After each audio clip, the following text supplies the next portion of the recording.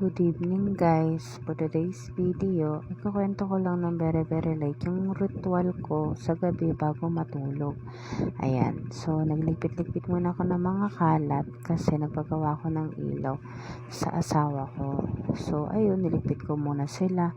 Tapos, syempre, may makukulit ako mga bagets. So, yun, nagsikaso ko muna sila. Tapos, pinunasan ko muna pala yung sahig kasi ang lakas ng ulan kanina. Kaya nabasa yung sahig namin. Nagmamoist kasi yun eh. Yan. Tapos, winanisan ko rin kasi ayoko rin ng maaligas-gas na sahig. Diba? Nakakairita kaya yun sa paa.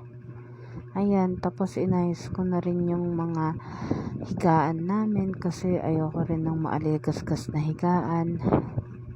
Yan. Pati yung cortina, pinapagpag ko yan. Tapos, pinapagpag ko rin yung mga unan, mga kumot bago matulog. Kasi nga, nagkikis-kis kasi ako ng paa sa gabi. Kaya gusto ko, walang mga maaligas-gas na yan. Diba ang arte? Kala mo, mayaman. Char. Tapos yun, inayos ko lang yung mga unan. Tapos yung hihigaan ni Kambo.